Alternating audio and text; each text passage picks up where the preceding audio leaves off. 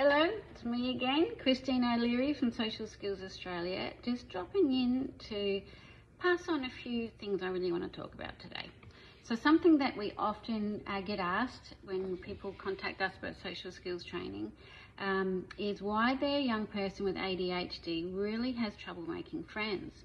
So sometimes our ADHD kids are really enthusiastic and they're quite social.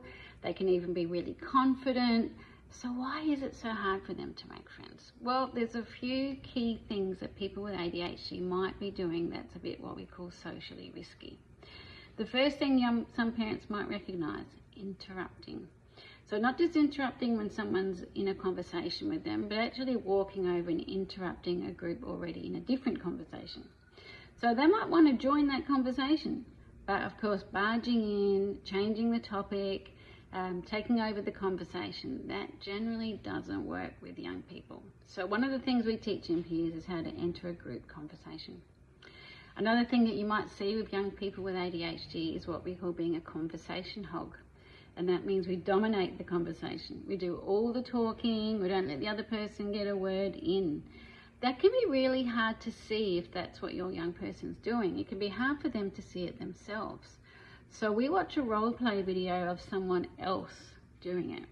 And then it becomes pretty clear. And we ask the perspective taking questions. What was that like for the group? And they get to think about it. Well, that was really annoying, and they get to understand that group's perspective. So interrupting another group doesn't work very well either. So we teach the skills of how to successfully and smoothly enter a group conversation. The third common mistake we see with young people with ADHD is using humour inappropriately. So again, we might not realise that our humour isn't landing. So we teach our young people how to monitor the humour feedback.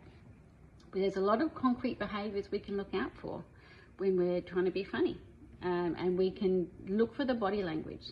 So someone laughing at us actually isn't necessarily a good sign, because they might be laughing and rolling their eyes, or laughing and pulling a face at a friend, or they laugh before the joke's even to the punchline, or there's a long pause after the joke and then they laugh. So when we know what to look for, then we know whether we're actually being funny or not. And then we can make an informed decision whether we want to really keep using humour as much as we do. Sometimes for our young people, they have a realisation that that is the thing that's pushing people away. So that's just 3 tips for parents of ADHD children, things that might be pushing people away. So they might be dominating the conversation, interrupting into group conversations, and using humour inappropriately. We teach all of those skills in peers. We teach what works better and what's a lot more socially helpful with making friends.